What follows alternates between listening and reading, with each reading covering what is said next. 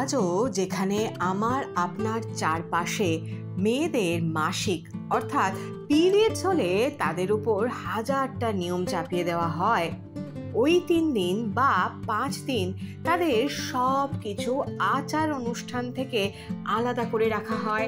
যে সমাজে পিরিয়ডসের মতো একটি সহজ সরল শারীরিক ক্রিয়াকে শরীর খারাপের তকমা দেওয়া হয়, সেই দেশ সেই সমাজেই বয়ঃসন্ধির দোরগোড়ায় দাঁড়িয়ে যখন এক কিশোরীর পিরিয়ডস হয় তখন তা ধুমধাম করে সেলিব্রেটও করা হয়। অনেকেই হয়তো কেরালার এই আচার সম্পর্কে অবগত।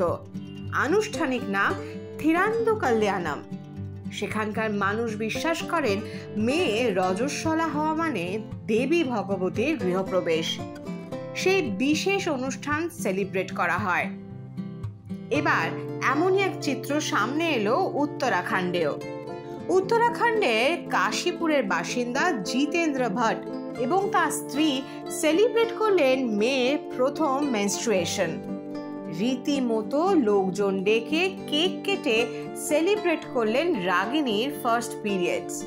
সেই সঙ্গে সোশ্যাল মিডিয়াতেও মেয়েকে উইশ করলেন বাবা।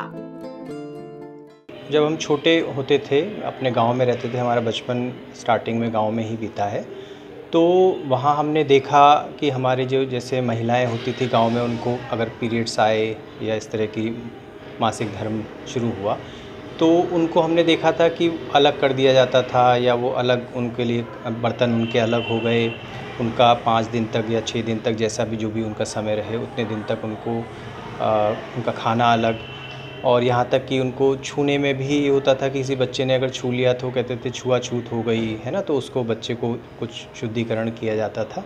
तो ये हमने देखा तो उस समय तो समझ में नहीं आता था कि भाई उनको किचन में नहीं जा सकते, वो कहीं इधर उधर मंदिर में या कहीं भी प्रवेश नहीं कर सकते थे, तो हमें समझ में नहीं आता था। लेकिन फिर जब हम बड़े हुए, जब थोड़ा विवेक समझ में आने लगा कि ये क्यों हो रहा है, पता चला पीरियड्स के बारे में, तो फिर लगा कि ये तो एक नेचुरल प्रोसेस है और इसमें कोई ऐसा हिचक की ज़रूरत नहीं है, बचने की ज़रूरत नहीं, बस ये है कि हाइजीन होना चाहिए, साफ़ सफाई होनी चाहिए, एक नॉर्मल प्रक्रिया है।